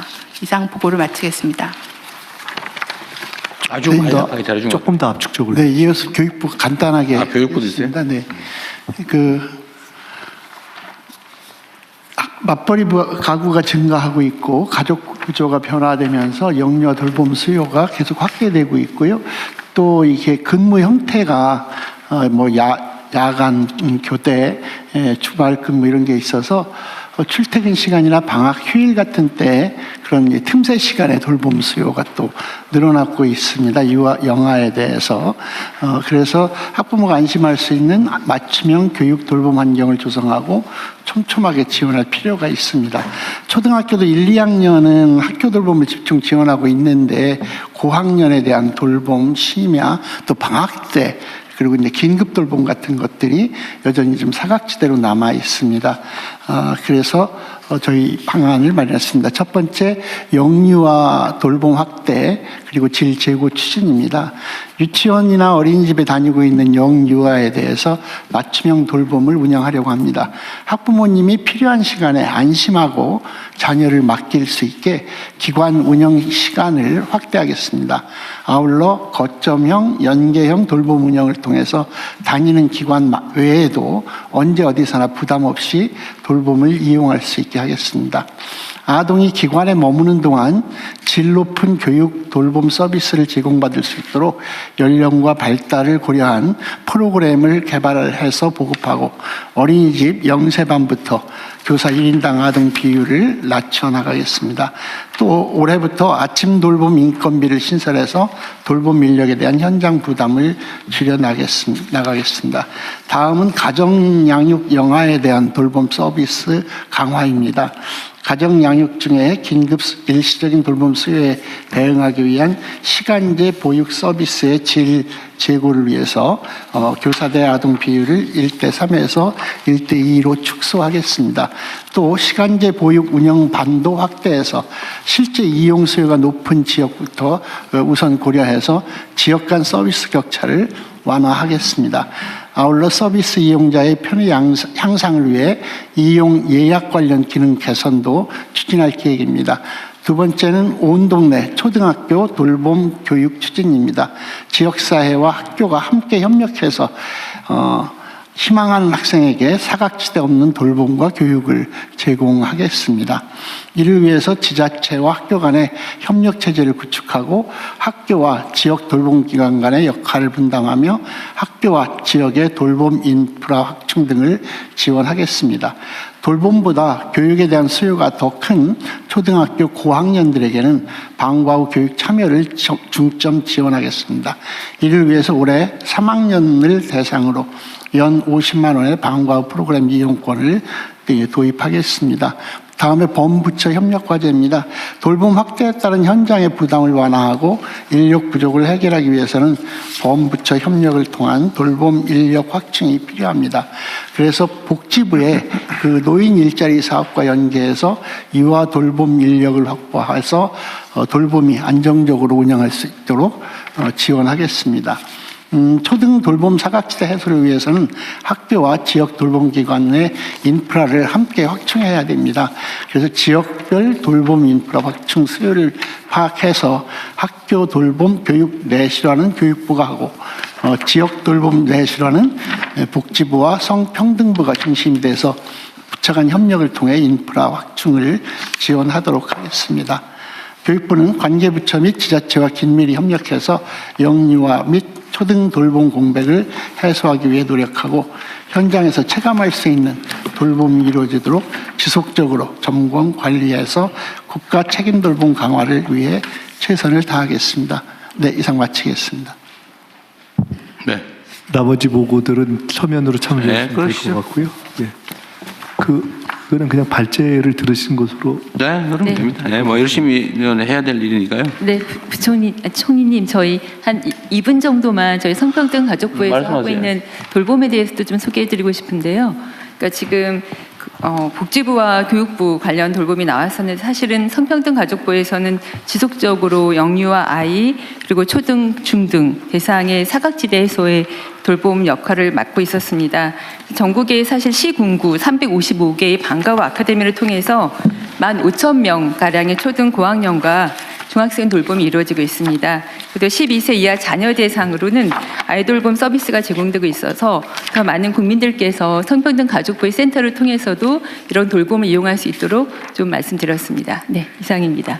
네. 네, 바로 이어서 부처 보고를 하겠습니다. 대한민국 인공지능 행동계획 수립 추진 현황을 국가의 인공지능 전략위 부위원장께서 보고해 주시기 바랍니다. 네, 이 업무 보고 관련해서 하나 뭐 당연히 잘 하고 계실 텐데 뭐 지침이랄까 이런 방향을 말씀을 하나 드리면 어쨌든 요 국무회의는 다른 부처에 요청할 게 있거나 아니면 저한테 뭐 정말 이건 꼭 알려줘야 되겠다라고 하는 구두 보고 해야 될 사안이라든지 아니면 우리 국민들께 꼭 이거 알려드려야 될 필요가 있는 거 이 중심으로 좀 하면 좋겠고요. 각 부처에서 열심히 하면 되는 거는 그냥 열심히 하고 있다 이런 정도 하면 될 것 같아요. 왜냐하면 이게 워낙 부처도 많고 업무도 많아서 그걸 각 부처가 독자적으로 뭐 당연히 해야 될 일들 같으면 그냥 열심히 계획된 대로 하시면 됩니다. 네. 보고 요점 중심으로 해주십시오. 네, 국가인공지능전략위원회 부위원장 임문영입니다. 간략하게 보고드리겠습니다. 국가인공지능전략위원회는 지난해 9월 출범과 동시에 국가 AI 대전환을 위해서 대한민국 인공지능 행동계획 추진 방향을 발표한 바 있습니다. AI 3대 강국대학이라는 비전 아래 AI 혁신 생태계 조성, 범국가 AI 기반 대전환, 글로벌 AI 기본사회라는 3대 정책축과 12대 전략 분야를 제시하였습니다.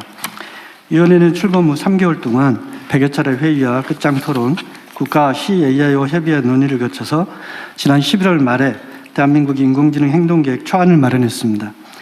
그 후 출범 100일 기자간담회를 개최하고 330개 정도의 주요 기관, 단체를 대상으로 초안을 설명하는 한편 행동계획 전체를 공개하여 의견을 접수하는 등 폭넓은 소통을 추진하였습니다. 그 결과 총 99개의 실행과제 아래 326개의 정책 공고에 달하는 대한민국 인공지능 행동계획 최종안을 마련했습니다. 이 계획은 각 부처의 정책 권고와 함께 추진 기한을 명시하고 구체적인 입법 과제 또한 제시하고 있습니다. 다음으로 주요 7개 과제에 대해서 보고드리도록 하겠습니다. 첫째, AI 기업과 창작자 간의 상생 발전 생태계를 조성하겠습니다. 창작자의 권리 보호와 저작물 AI 활용 촉진이 서로 양립할 수 있도록 저작권법 개정을 포함한 법제도 개선 방안을 올해 2분기까지 마련하고자 합니다. 구체적으로는 음악, 도서, 방송과 같이 거래 시장에 이미 형성된 저작물은 거래 활성화를 지원하고 온라인 공개 게시물과 같이 거래 시장이 없는 저작물은 권리자가 AI 학습 거부권을 행사할 수 있도록 적극 지원하며 거부 표시가 없는 경우에만 선사용 후보상 원칙을 적용하도록 하겠습니다. 둘째, AI 시대의 보안 체계를 민간 화이트해커를 활용한 예방 중심의 보안 체계로 전환하겠습니다. 이는 대규모 개인정보 유출, AI 기반 사이버 위협 등에 대응해 화이트해커가 선제적, 상시적으로 보안 취약점을 합법적으로 발굴 제거하는 제도로서 올해 민간과 공공 대상의 시범 사업을 거쳐서 법제화하는 등 단계적으로 도입하고 확산해 나갈 예정입니다. 현재는 화이트해커가 선의의 목적으로 취약점을 탐색하는 경우도 현행 정보통신망법을 위반하게 되는 문제가 있어서 단계적 도입이 필요합니다. 셋째, 국가 AI 데이터 정책 연계 협업 방향을 정립해 나가겠습니다. 민간 공공의 AI 데이터 정책 간에 효율적이고 연계 협업을 할 수 있는 거버넌스를 올해 2분기까지 마련하고자 합니다. 현재 국가 AI 최고 책임자는 AI 미래기획수석이고 국가 데이터 최고 책임자는 국가 데이터처장입니다. 그런데 AI 기본법상으로는 국가 AI 전략위원회, 데이터 산업법상으로는 국가 데이터 정책위원회, 공공데이터법상으로는 공공데이터 전략위원회가 각각 따로 운영 중이어서 정합성을 정리할 필요가 있을 것 같습니다. 넷째, AI로 대국민 서비스와 정부의 업무 방식을 혁신하겠습니다. 국민이 일상 언어로 문의하면 AI가 민원 안내부터 처리까지 완결해주는 AI 통합 민원 플랫폼의 설계를 올해 3분기까지 마치고자 합니다. 또한 정부 내 AI의 안전한 도입 및 활용을 지원하는 범정부 AI 공통 기반을 구축함에 있어 독자 AI 파운데이션 모델과 함께 국산 AI 반도체를 연계하도록 하겠습니다. 다섯째, 복지 신청주를 탈피하여 AI 기반 예방적 복지를 실현하겠습니다. 국민들께서 복지를 신청하지 않아도 AI 데이터를 활용해 복지 혜택을 받으실 수 있도록 사회보장기본법에 복지 탈신청주의 원칙을 규정하는 등 관련법 개정을 추진해 나가겠습니다. 여섯째, 민간 AI를 국방에 발빠르게 도입해 국방 AX를 가속화하겠습니다. 빠른 AI 기술의 발전 주기를 고려하여 국방 AI 도입을 전통적인 무기 획득 대비 획기적으로 단축할 수 있도록 국방 AI 획득 체계를 마련하기 위해 관련법을 재개정하고 추진하고자 합니다. 일곱째, 국민과 함께하는 AI 기본사회를 만들어가겠습니다. AI를 통해 국민의 기본권을 보장하고 AI 혜택을 모든 국민들께서 고르게 누릴 수 있도록 사회적 수기를 거쳐 올해까지 AI 기본사회 추진 계획을 마련하고자 합니다. 위원회는 향후 동계획을 빠른 시간 안에 2차 전체 회의를 열어서 의결 확정하는 한편 이후에는 각 부처의 이행 상황을 지속적으로 점검 관리해 나가도록 하겠습니다. 이상으로 대한민국 인공지능 행동계획 수립 현황 보고를 마치겠습니다. 네, 의견들 주십시오. 네, 각 부처에서 잘 적용하면 될 것 같네요. 예, 저 공정거래위원회에서 잠깐 의견 드리겠습니다. 제가 처음에 이제 임명되고 국가 AI 전략위원회에 공정거래위원회가 빠져 있어서 사실 좀 놀랐는데요. AI 산업 발전하려면 공정한 거래 질서가 굉장히 중요하고 여기 첫 번째 과제에서도 있듯이 창작자 혹은 프리랜서들이 시장 안에서 자신의 권리를 획득하는 것이 굉장히 중요하고 협상력도 굉장히 중요합니다. 그래서 공정거래위원회도 여기 참여하는 것이 AI 산업 발전을 위해서 아주 중요하다고 생각합니다. 그렇게 반영해서 네. 더 추가로 협의하시고 그렇게 하시죠. 네, 협의하도록 하겠습니다. 네, 성평등부 장관입니다. 네, 저희 성평등부에서는 사실은 그 외부로부터 인공지능 전략위원회 성평등 관점에 대안과 정책 지원이 필요한데 왜 성평등 가족부가 빠져 있는지에 대한 의견을 제가 많이 듣고 여러 포럼을 통해서 저희가 의견을 모으고 있습니다. 그래서 저희도 그 인공지능 전략위원회에서 좋은 초안을 지금 마련해 주셨는데 저희 성평등부에서도 함께 논의하면서 좋은 성평등 가치가 인공지능에 기반한 기본 사회로 잘 이어질 수 있도록 같이 돕겠습니다. 네, 그렇게 하시죠. 예, 금융 AI도 중요한데 금융위도 빠져 있거든요. 그 전체적으로 충분히 반영이 안 됐거나 협의가 안 된 부분들은 오늘 다 말씀 듣고 취합하셔서 그렇게 하십시오. 그 전체적으로 좀 다시 논의를 좀 하겠습니다만은 이번 AI 기본법 개정안에 전체 위원이 60명으로 제한이 되어 있습니다. 그리고 최근에 논의가 지금 확대되고 있는 AI 민주주의 분과 등의 논의가 좀 더 추가될 필요가 있고요. 지역위원회나 또 보안과 관련된 중요한 분과도 또 추가될 여지가 있어서 제한된 인원 안에서 최대한 협의를 해서 맞춰보도록 하겠습니다. 필요하면 인원을 늘리세요. 지금 AI 기본법에 60명을 일단 법에 돼 있다고요, 이 숫자를? 뭐 법에다가 쓰나? 처음에 법에 해놨더라고요, 이상하게. 네. 그러면 위원은 그렇게 하고 다른 형식의 구성원을 만들면 되죠. 예, 네, 그러니까 자문회의나 뭐 그런 거 하면 예, 실무기구에서 포괄을 해서 논의를 하면 좋겠고요. 여기 22페이지인가요? 보면 39번 같은 경우에 AI 기반 40번이군요. AI 기반 금융산업 혁신 성장과 금융산업 AI 대전환 이런 부분들이 과제로 선정되어 있으니까 충분히 논의가 가능할 것 같습니다. 네, 말씀하신 각 정부 부처에 관련된 내용들은 저희가 분과위원 등을 최대한 활용을 해서 보완하도록 하겠습니다.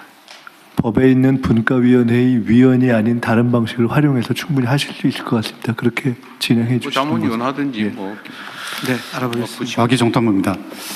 네. 인공지능 개발의 70% 이상이 데이터 문제입니다. 데이터가 굉장히 중요하고요.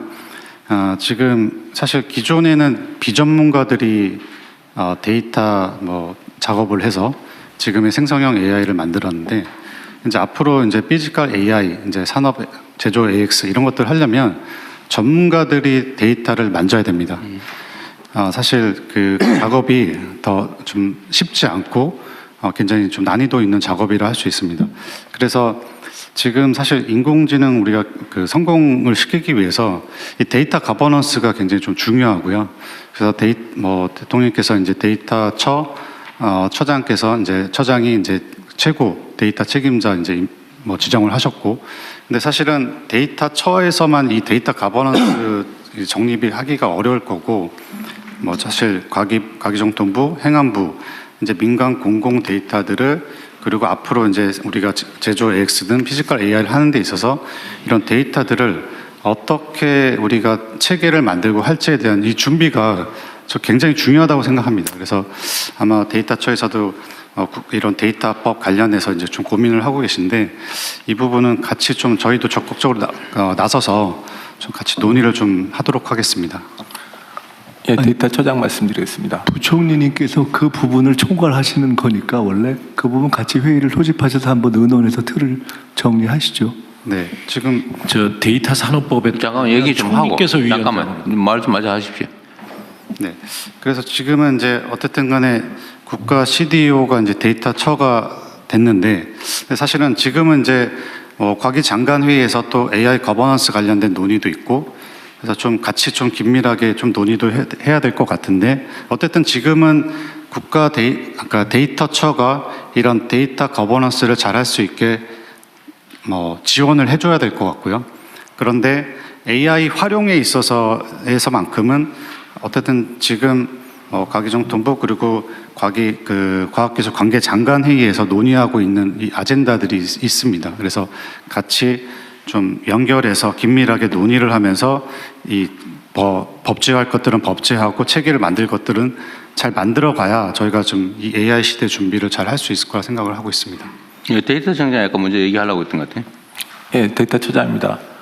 부총리님 말씀 저도 적극적으로 공감하고요. 저희가 기존의 통계에 대해서 전체적으로 총괄을 했었는데 통계를 할 때도 저희가 전문가라고 하지만 저희가 혼자서 결정하지 않습니다. 그때도 부총리 주재로 각 부처의 장관님들 모여서 저희가 통계위원회를 하고 있었고요. 지금 저희가 준비하고 있는 국가데이터 기본법상에도 총리님을 주재로 해서 장관님들 모시고 그리고 전문가들을 모시고 저희가 전체적인 거버넌스를 만들어 준비를 하고 있었습니다. 근데 추가적으로 앞으로 법 제정하는 과정에서 그 과기부 그리고 행안부 그리고 무엇보다도 그 국민들의 의견을 저희가 만드는 게 AI 시대에 데이터를 믿고 쉽게 쓸 수 있도록 하는 거거든요. 그런 관점 하에서 전체적인 거버넌스를 조율해 나가도록 하겠습니다. 의견을 열심히 듣겠습니다. 네, 이 부장은. 아닙니다. 지금 저 공공데이터 관련해서는 총리께서 지금 위원장으로 계시기 때문에 총리실에서도 좀 관심을 가져. 그 말씀이었습니다. 근데 그 부분은 일단 부총리님하고 우리 데이터 처장님께서 한번 그럼 걸러 주시죠. 그게 원래 내용이 거기서 한번 걸르는 게 맞는 것 같습니다. 제가 한 말씀만 드리면 이 구조적으로는 국가인공지능전략위원회가 대통령 직속으로 전체 AI 정책에 대한 총괄을 하도록 되어 있습니다.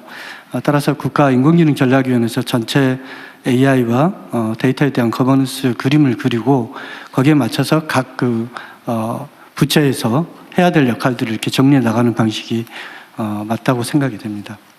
네, 각 부처들이 맡고 있는 역할들이 있으니까 이건 집행기구하고 참모기구는 각각의 역할에 또 다른 점이 있으니까 그 적절히 조정해서 하면 됩니다. 예, 그 진행해가면서 필요한 조정을 하겠습니다. 그 다른 의견 없으시면 원안대로 접수하고요. 부처 협조사항 공유 순서입니다. 통일부 관세청장님, 지재처장님, 과기정토부 장관님 순서로 말씀해 주십시오.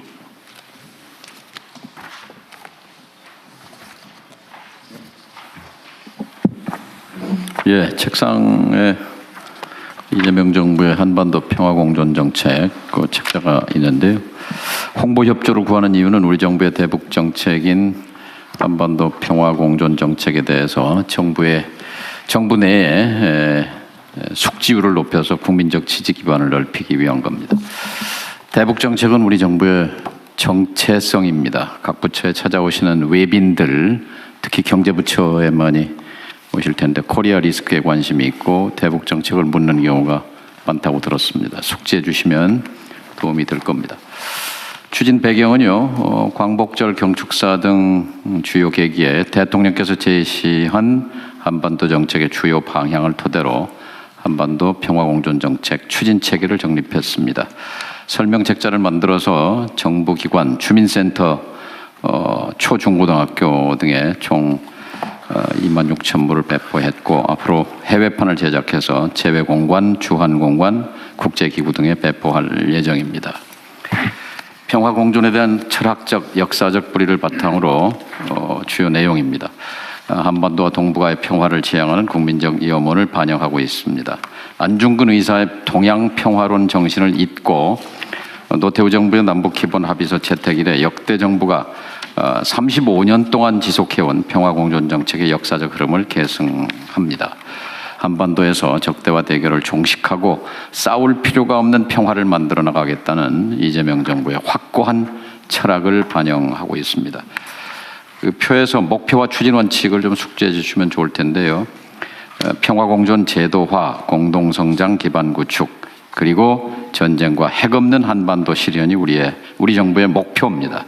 추진 원칙은 북한 체제를 존중하고 흡수 통일을 추구하지 않으며 적대 행위를 추진하지 않는다는 겁니다. 협조 사항입니다.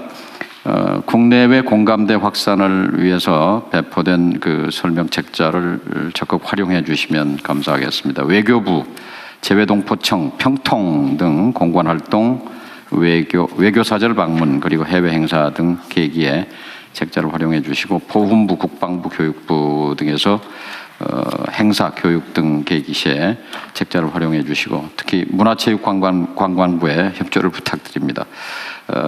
홈페이지, SNS 채널 등을 활용해서 평화공존 정책에 대한 범정부적 홍보 추진을 하는데 협조해 주시면 감사하겠습니다. 이상입니다. 네, 관세청장님 이하는 협조 사항 중심으로 말씀해 주시기 바랍니다. 네, 관세청장입니다. 범정부 의류 라벨 가리 합동 계획 단속에 대해서 보고드리겠습니다. 그냥 이거는 라벨 관리를 합동 단속하겠다 그런 취지니까 그 정도 됐습니다. 예, 뭐 원래 소관 핵심 업무 중에 하나니까 다른 부처에 뭐 협조 요청할 거 그런 건 아니죠? 지금 같이 공정위, 조달청, 경찰청, 서울시와 합동을 하기 때문에 저희들 주간 부서로서 역할을 하려고 합니다. 그래서 다른 부처들도 같이 협업에 동참해 주시기를 부탁드리는 말씀입니다. 네, 그거는 여기서 뭐 토의할 건 아니고 실무 협의를 하고 있겠죠? 맞습니다. 네. 어쨌든 뭐 이런 것 국가적인 뭐 지적 재산권 보호 체계에 관한 문제니까 단속 열심히 하도록 하십시오. 네. 네, 그다음 또 지재처 또 협조 사항 중심으로 해주십시오. 네, 이건 뭐 국민 관련 사항이고요. 법무처 사항이기 때문에 좀 말씀드리겠습니다. 지식재산처장입니다. 모두의 아이디어 추진 관련 협조 요청 사항입니다. 도로의 색깔 유도선은 대한민국 길치들을 해방시키고 교통사고를 획기적으로 줄였습니다. 요즘같이 추운 날 버스 정류장에 온열의자 엉뚱히 앉으면 마음까지 따뜻해집니다. 모두의 아이디어는 이와 같은 국민의 창의적 아이디어를 대대적으로 발굴하여 모두의 창업 열풍의 마중물이 되게 하고 또 정부 정책을 구현해 행복한 사회를 만드는데 참고하는 대국민 아이디어 공모 프로젝트입니다. 평소 불편했던 점을 이렇게 바꿔보면 어떨까 하는 제안이나 이거다 싶은 사업 아이템 등 주제나 분야 관계없이 남녀노소 누구나 어떤 아이디어도 제안하실 수 있습니다. 지난달부터 아이디어 공모를 시작했고 4월 15일에 마감될 예정입니다. 오늘 현재 홈페이지 누적 방문이 약 88만 회, 아이디어 신청 건수는 6,300건을 넘기며 국민들의 높은 관심과 참여가 이어지고 있습니다. 접수된 아이디어는 6개월간의 전문가 실사와 고도화 컨설팅 과정을 거쳐 우수 아이디어 60건을 선정하고 11월에 포상할 계획입니다. 총 상금은 정부 공모전 사상 최대인 7억 8천만 원으로 1등에게는 1억 원의 상금과 표창이 수여되고 우수 참여자 1만 명에게는 3만 원의 지역화폐가 지급됩니다. 수상 아이디어는 관계부처와 협력하여 창업, R&D, 사업화, 정책 반영 등으로 이행되도록 만전을 기하겠습니다. 모두의 아이디어 관련하여 관계부처에 협조 요청드립니다. 우선 보다 많은 국민들께서 참여하실 수 있도록 각 부처 및 산하 공공기관이 보유한 홍보 채널을 통한 전폭적인 홍보를 부탁드립니다. 그리고 부처 공무원들과 유관기관 직원들의 적극적인 참여도 독려해 주시면 고맙겠습니다. 두 번째로 우수 아이디어가 현실화되어 국민들께서 보람을 느끼실 수 있도록 지원을 바랍니다. 그간 중소벤처기업부를 비롯한 각 부처에서 많은 협조를 해주셨습니다. 우수 아이디어가 모두의 창업으로 연결되는 것 같이 각 부처에서도 선정된 아이디어가 소관 업무별로 후속 R&D, 거래와 사업화, 공공조달, 정책과 제도 반영 등으로 실현될 수 있도록 협조 바랍니다. 마지막으로 분야별 심사위원 또는 멘토로 활용 가능한 전문가 추천과 함께 특히 수상자에 대한 대통령님, 총리님 표창이 수여될 수 있도록 행안부에서 적극 지원해 주시면 고맙겠습니다. 이상입니다. 네, 그다음 과기부. 네, 우체국 정부 업무 위탁 확대 협조 사항 간단하게 말씀드리겠습니다. 현재 국토부 빈집 확인의 조사 업무 위탁 추가 수행할 예정이고요. 행안부의 주민등록 조사 그리고 데이터처의 통계 조사, 지방정부 기본소득조사 업무 협의 중입니다. 각 부처에서도 저희 우체국 활용해서 정부 업무 위탁 수요 조사를 지금 하고 있으니까 적극적으로 활용해 주시기 바랍니다. 감사합니다. 네, 감사합니다. 특별히 다른 말씀 없으시면 네, 한두 가지만 좀 더 합시다. 그 농림부 GMO 완전 표시제 지금 진행 사항이 어때요? 지금 법률 통과됐고요. GMO 완전 표시제 관련 법률은 식약처 소관 법률입니다. GMO. 네, 대통령님. 네, 지금 저희가 식품위생심의위원회라는 것을 이제 하고 2월 중순에 이제 행정예고 지금 준비하고 있습니다. 완전 표시제로 하는 거죠. 네, 그러니까 뭐 흔적이 없다, 뭐 이러면 빼고 이런 거 아니죠?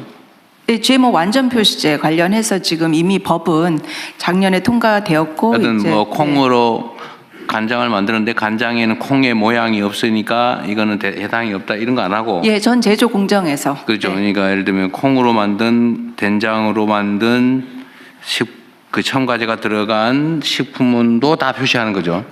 지금 관련해서 그 식품군에 대해서 지금 다 관련 단체나 소비자 단체하고 논의를 어느 정도 마친 상황입니다. 논의가 아니라 법률상 그 GMO 없음을 표시할 수 있는 대상이 네, 그 어디까지냐? 대상에 대해서 지금 사회적 합의를 거의 다 진행을 하였습니다. 법에 정하는데 무슨 사회적 합의? 그 내용에 대해서는 시행령에 정하게 위임하게 돼 되었습니다. 네. 어쨌든 그건 신속하게 하고 그게 하여튼 국민들한테 이게 GMO 성분이 들어가 있냐 안 들어가 있냐 유전자 조작한 걸로 만든 재료를 이용해서 들어간 것도 표시는 해줘야 될 거 아니에요? 네, 소비자 알 권리를 위해서 이 네. 부분에 대해서는 지금 신속하게 속도를 진행하고 좀 있습니다. 내주시고요. 네. 국민들한테 정보와 선택권을 드려야죠. 그다음에 검찰, 경찰 어디 관세청 여기가 지금 마약 단속에 관계된 부처인가요? 경찰, 검찰, 관세청? 네, 정부 합동수사본부가 8개 단체로 지금 구성되어 있습니다. 검찰, 경찰, 해경부, 식약처 등등 해갖고요. 거기 총괄은 어디예요, 그러면? 지금 검찰이 하고 있습니다. 네. 검찰청이?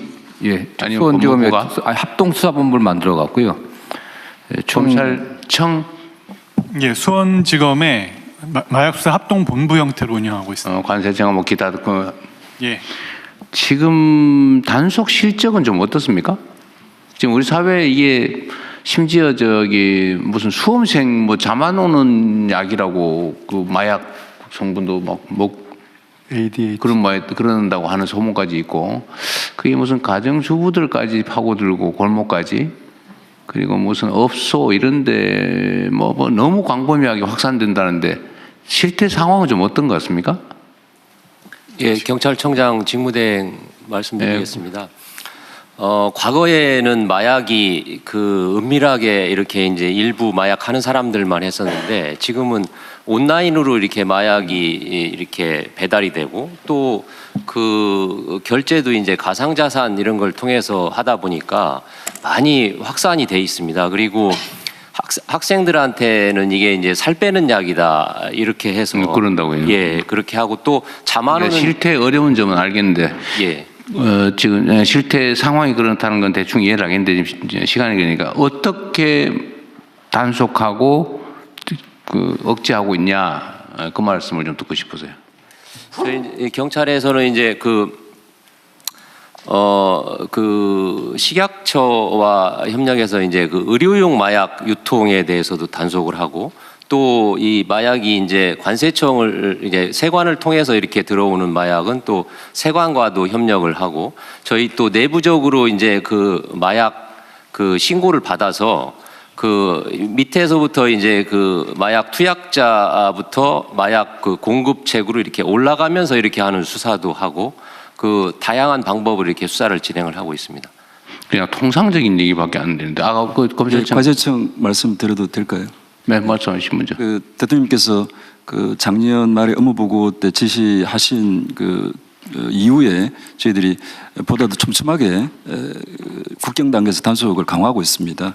이제 특송 화물의 경우에는 기존의 우범국발 별도 전용 검사대가 없었는데 그 이후에 별도로 우범국발 동남아시아라든지 우범국에 대한 별도 전용 검사대를 운영해서 지금 철저하게 하고 있고요. 그 다음에 예행자 부분도 단속을 강화를 하고 있습니다. 작년 말에 국회 관세법상 신병 검색 권한을 보다 더 명확하게 했습니다. 그래서 물론 뭐 홍보를 통해서 그런 법 수능도도 높이고 있는데 예행자에 대한 그런 부분들도 굉장히 강화하고 있습니다. 이유는 대통령 말씀드리면은 저희 이유는 됐고요. 어쨌든 예행자 80%를 적발하는데 결과상으로 보게 되면은 예행자가 단순 1입니다. 그리고 그 다음에 국제우편, 특송 이런 순으로 저희들이 적발하고 여행자가 지참하고 들어오는 게 제일 많다고. 예. 기존의 코로나 전에는 국제우편, 특송 예행자 순이었는데 이제 코로나 종료 이후에는 예행자가 단속 적발이 굉장히 많은 그런 상황이라서 예행자들의 불편을 최소화하면서도 단속 강화하려고 하고 있고요.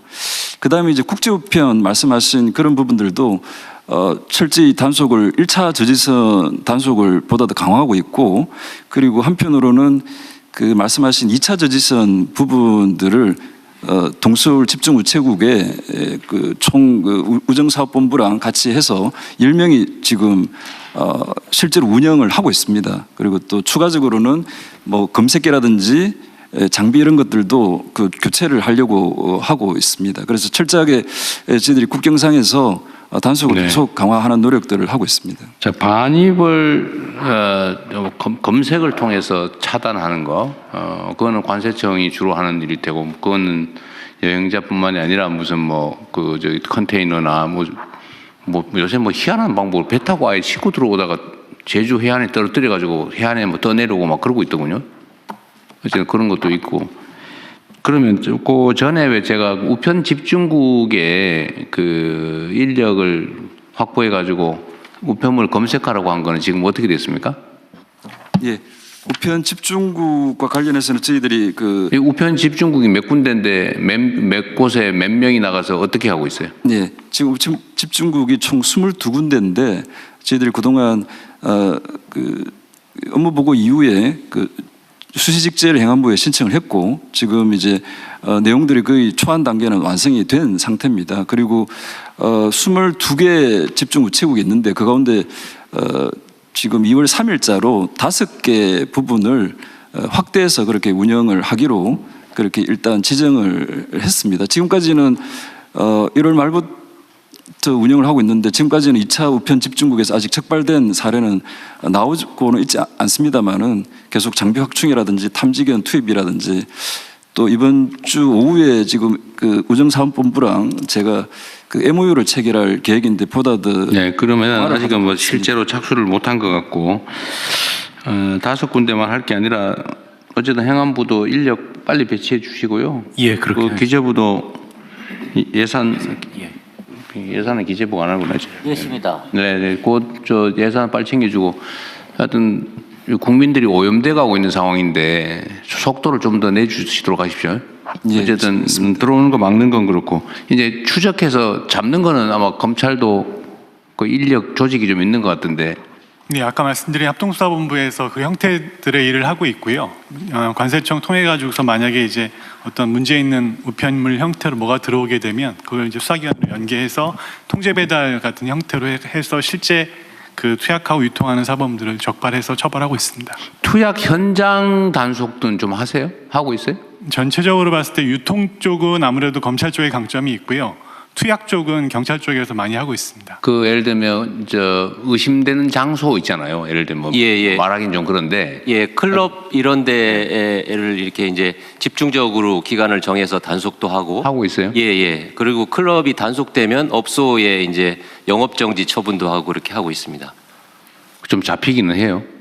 예, 클럽 단속에서 단속 클럽에서 그 아주 상습적으로 하는 곳도 있어서 저도 보면 여기서 하는구나 이런 거 알 수 있을 정도던데. 예, 클럽에서는 이제 그 업소에서 그 업소 측에서 이렇게 이제 직접적으로 이렇게 하는 거는 좀 조심을 합니다. 왜냐하면 단속이 되면 업소가 영업 정지를 맞기 때문에. 그렇지만 그 종업원들이 이렇게 암암리에 이렇게 하는 경우들이 있고 그렇습니다. 하여튼 마약 문제는 생각보다 좀 심각해서 계속 확산되고 있잖아요, 그죠? 예. 그래서 작년 그 단속 수치를 보면 그 단속 인원은 작년에 한 13,500명 정도 경찰에서 단속을 했습니다. 이건 전년도하고 거의 뭐 숫자는 비슷한 수준인데, 근데 이제 문제는 그 쉽게 이렇게 이제 접할 수 있다는 겁니다. 온라인으로 해서 그 텔레그램이나 이런 데를 통해서 이렇게 이제 사고 싶다 이러면은 이제 바로 이렇게 구입이 또 가능한. 그건 다 우편으로 들어오는 거 아니에요? 예. 그런 우편으로 들어와서 우편으로 해서 이제 일단 들어와서 우리나라에서 또 이렇게 소규모로 또 배달을 하는 겁니다. 그래서 경찰에서는 작년도에 그 마약 단속 인력을 대규모로 늘려서 원래 한 400명 정도 됐었는데 지금 한 900명 정도 이렇게 대폭 늘렸습니다. 그래서 시도청에 마약 전담하는 수사대가 있고 경찰서에도 전담 인력을 두어서 이렇게 그 유통 사범에 대해서는 이렇게 집중적으로 단속 활동을 계속하고 있습니다. 하여튼 마약 문제는 국민이 병드는 문제이기도 하고 그 지하 경제 문제이기도 하고 역량을 좀 최대한 투입해서 하도록 하시고요. 그다음에 참 전에 그런 거 있었는데 경찰 간부들 마약 검사하라 했더니 안 하고 버틴 간부들이 몇 명 있다고 기사에 난 것 같은데. 예, 이 작년 연말에 이제 저희가 그 자발적으로 동의를 받아서 이렇게 이제 실시를 했는데 일부 그 이렇게 동의 안 한 사람은 그 검사를 안 했는데 이제 법에 이제 그거를 이렇게 명시를 했습니다. 경찰 공무원. 경찰만? 예, 그 지금 군인도 하고 있고 교육 쪽에서도 하고 있는 걸 아는데 저희 경찰도 경찰 공무원법에 마약 검사할 수 있는 그걸 그 도입을 했기 때문에 이거는 이제 우리가 그 불시에 이렇게 할 수 있습니다. 이게 사실은 이 감염 접촉면이 좀 있어서 감염 위험이 있는 감염이라는 표현이 좀 그러긴 한데 하여튼 그런 위험이 있는 공무원들은 그 정기적으로 이렇게 체크를 해야 조심도 할 거고. 예, 그렇습니다. 또 혹여라도 있을 그 감염 사례 정말 큰일 나잖아요, 그죠? 예, 예. 근데 그게 경찰만 해서는 안 될 것 같은데. 좀 그 관련된 단속 업무나 이거 하는 공무원들은 정기적으로 체킹을 한번 해야 되지 않을까요? 예, 대통령님 인사수석입니다. 네. 예, 국가공무원법에 그래서 관련해서 경찰 공무원, 그 군인들, 특정직 공무원들 외에 이 관련해서 그 마약 쪽 취급하는 공무원들이라든지 이쪽에 그 여러 가지 취약점이 있는 쪽, 그 다음에 일반 공무원들도 필요에 따라서 할 수 있도록 그 관련 입법들이 준비되고 있습니다. 아, 준비하고 있어요? 네. 그리고 민간 쪽도 사실은 좀 그걸 해야 되지 않을까요? 공무원들도 하면 예를 들면 마약을 취급하는 민간 많이 취급하는 그것도 뭐 인권 침해냐 뭐 이럴 수 있긴 한데 그것도 뭐 검토를 한번 해보십시오. 그게 마약을 취급하는 합법적으로 취급하는 민간인들 있잖아요. 그것도 뭐 다른 쪽에서 검토할 여지가 있는지 한번 찾아보도록 하겠습니다. 네. 네. 이제 공개 일반 안건을 심의하겠습니다. 총리님 협조사항 하나만 좀 말씀드리겠습니다. 네. 저 설이나 추석이 되면은 고속도로 통행료 감면이 늘 떠오릅니다. 국토교통부 소관이고 도로공사 소관인데요. 현재 본부에서 하고 있는 국가 상위 유공자 1급에서 5급은 전면 면제가 됩니다. 근데 현장에 나가 보면 6급, 7급이 50% 감면되기 때문에 이 문제에서 끊임없이 전면 감면 요청을 하고 있습니다. 대수를 보면은 도로공사 통계 자료를 보면은 1년에 평균 한 230만인데 금액은 30억입니다. 저기요, 오늘 결정해야 되는 일입니까? 아닙니다. 이걸 가지고 국토부하고 계속 저희들이 협의를 하는데 그 문서로 좀 준비를 해서 가지고 오십시오. 네. 네.